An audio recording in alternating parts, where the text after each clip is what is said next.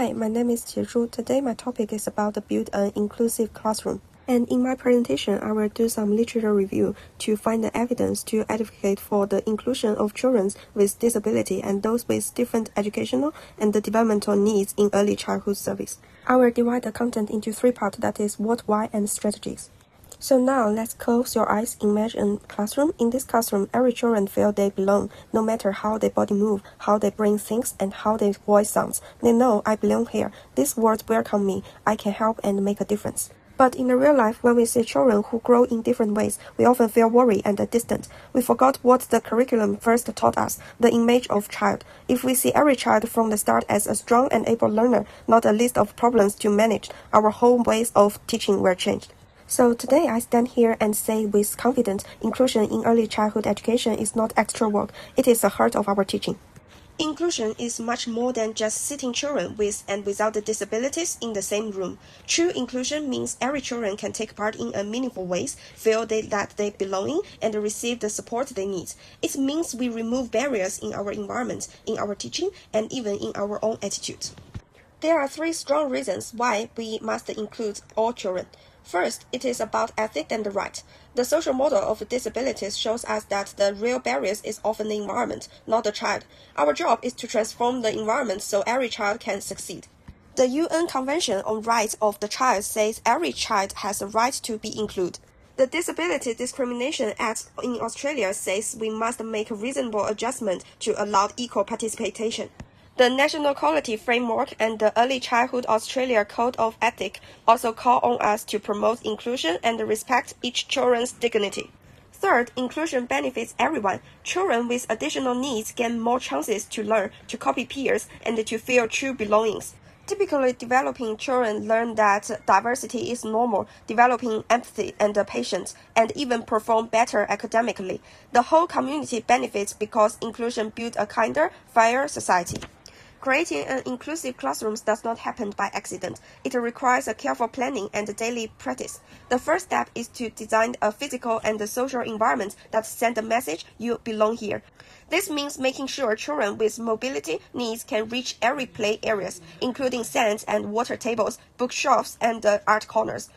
We can use adjustable tables and chairs, provide pen grips, heavy-duty tableware, and supportive seats or standing frames.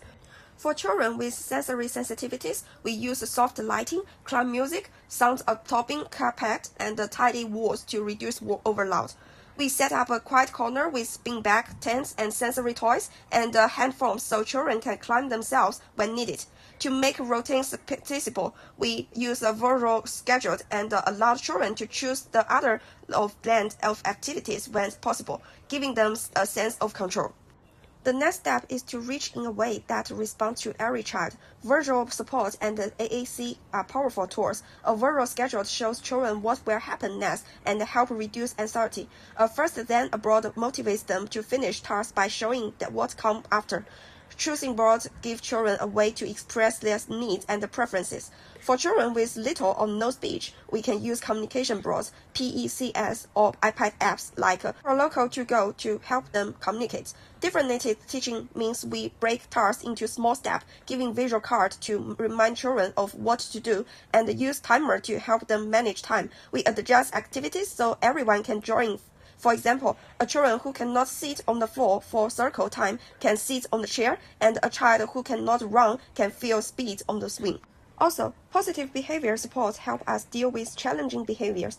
We do not push first, we ask, what is the behavior try to say? We watch what happened before and after the behavior, then teach a better way to communicate. If a children grab toys, we teach them to say, my turn, or use a picture card. If a children throw materials because a task is too hard, we make the task easier, or teach them to ask for help. If a children screams because the room is too noisy, we guide them to use the rest car and to go the quiet corner. This strategy supports children with many different needs. For cognitive delay, we use visual step-by-step guides, break big tasks like hand washing into small steps, and celebrate each success. For physical disabilities, we make sure shelves start at the reachable height, provide adaptive devices, and bring floor activities to the table.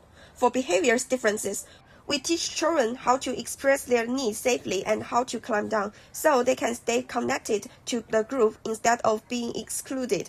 Inclusion is a right, not a privilege. It is good for every child and for the whole communities.